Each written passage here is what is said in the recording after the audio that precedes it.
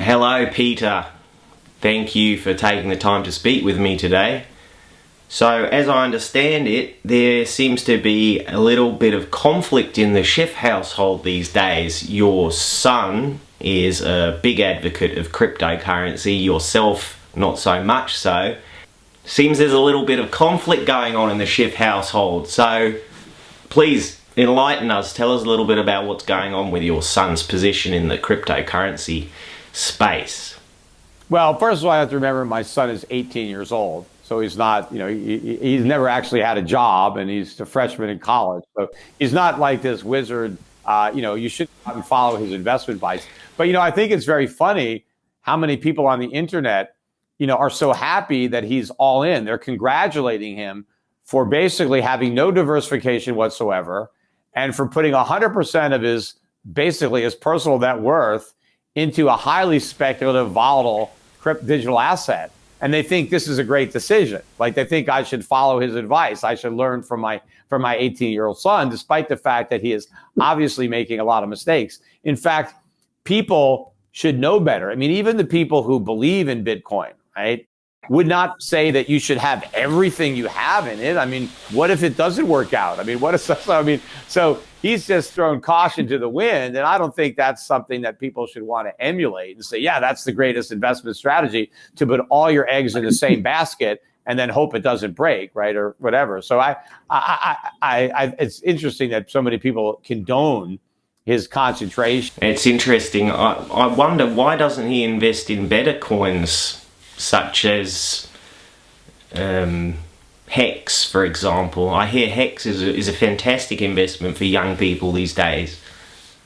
Well, he doesn't have my years and my wisdom. I think he's younger and he's more susceptible to all of the hype and the mania that surrounds Bitcoin. And he's a real libertarian, anarcho-capitalist, and this is also part of that whole world, and he's kind of immersed in it now. And it's just kind of something that's, consuming for him, and he's bought into it. He's like, he drunk the Kool-Aid. I didn't drink. My son could be absolutely positive that he's right. And, that's typically, you have the younger generation. They think that they're doing everything the first time. Their parents, their grandparents, they're old, they're dinosaurs. They don't get it. But I've been exactly where my son is now, and my son will be where I am now in the future, where he may have a son who's just as cocky as he is and think he and his generation have reinvented the wheel and they know everything, right? So these are patterns that repeat. And so, look, I'm not saying that there isn't a compelling, sexy story that is, causing people to believe in Bitcoin. I just think it's all wrong. I think at the end of the day, when you peel the onion and you get to what's really there, there's nothing there. And all of the justifications that people want to, hang their hats on to validate their thesis of how Bitcoin is digital gold and it's going to replace gold as a store of value or maybe a medium of exchange or both or whatever. I just don't see it. I see when I actually, look the whole thing. To me, it's just nonsense.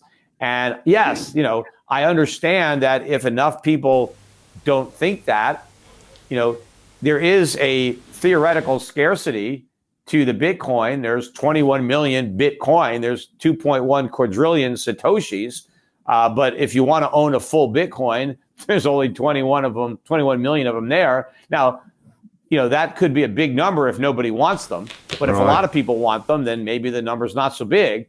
But as long as people want to buy them and the people who own them don't want to sell them because they're convinced they're moon, the price could go up. But that's the same dynamic with any pyramid or Ponzi scheme or bubble. But I think at some point, the psychology is going to turn. And a lot of people who said they would never sell their Bitcoin, they're going to want to sell some. And what about all these celebrities now going all in on ScooterCoin? How do you feel about that? How's the conversation evolved across the dinner table with your son now? He must be pretty pumped. Well, first of all, that's the hallmark of any bubble, any speculative mania, that at some point, some of the people who were thinking rationally and were negative capitulate and join the party. They just can't resist because it's gone up so much that you have this capitulation where some of the naysayers, join the party. Now, most of the people who were negative on Bitcoin are still negative. I mean, you have a small group of profile people who have recently become converts. But also, when you look at a lot of these people, they've also recently become attached to crypto-related businesses. So now they've got a vested interest in the success of Bitcoin. And so I would question their objectivity when all of a sudden they're getting paid and they're involved in ventures that directly benefit from people getting into crypto. And now all of a sudden they like crypto. I mean, back a few years ago when they had no interest and no investments in crypto, they thought it was worthless and Bitcoin had less value than a banana. But now all of a sudden, way of monetizing it and making money off of people buying Bitcoin, well, now they think people should buy Bitcoin. So, there's that's going on.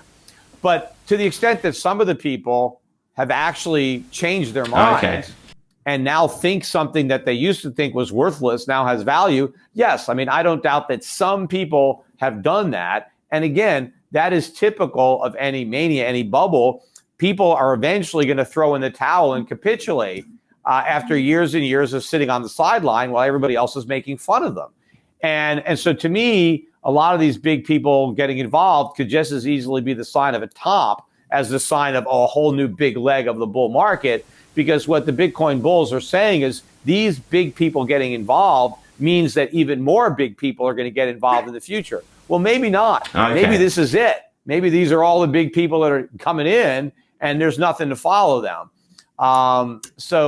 It doesn't change my mind. And then, of course, you've got Elon Musk, who is the biggest.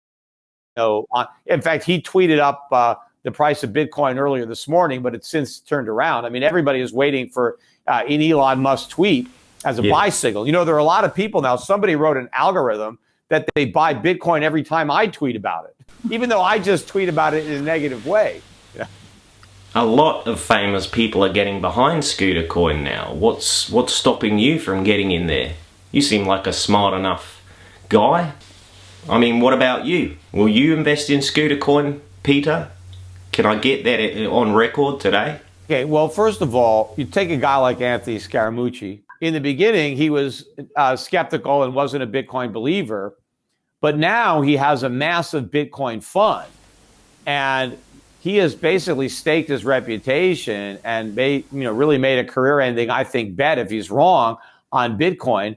I get email solicitations. I guess I'm on his mailing list, and that's the only investment product that they're trying to get me to get involved with is Bitcoin. So when you have a Bitcoin fund and you're a manager of that fund and you're getting, your fees, you all of a sudden are completely one-sided and biased. You got to go out there and talk Bitcoin. You got to say Bitcoin's great. Bitcoin's a new gold. Bitcoin's going to go up. So Anthony Scaramucci has a huge vested interest now in the success of Bitcoin. And so what do you expect him to say? But Bitcoin is great because he makes a lot of money if you buy Bitcoin and he's managing that fund. And he needs everybody to buy Bitcoin because otherwise the price will crash and he'll lose money in his fund because Bitcoin is all based on the greater fool coming in and buying more of it. Sure, but ScooterCoin, why not get behind it? Your son pioneered it. I mean, the only cryptocurrencies that would make sense would be legitimate cryptocurrency. Just like I don't like fiat paper currency, which is paper currency that's not backed by real money.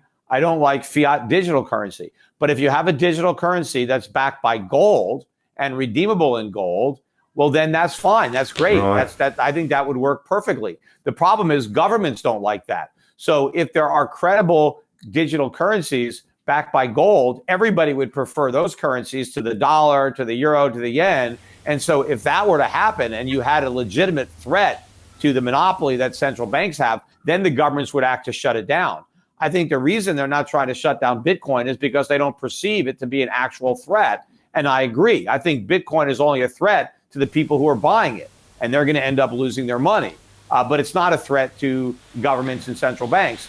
But a legitimate alternative to fiat paper currency, real digital currency, stable, that can act as a medium of exchange and a unit of account and a store of value, and that solves all of these problems, which is what a real cryptocurrency backed by gold would do, that the government would probably not tolerate. Okay, right, okay. Well, let's leave it there. Thank you very much, Peter Shiff, and good luck with your investing in old heavy metals that have been dug out the ground by children in Africa.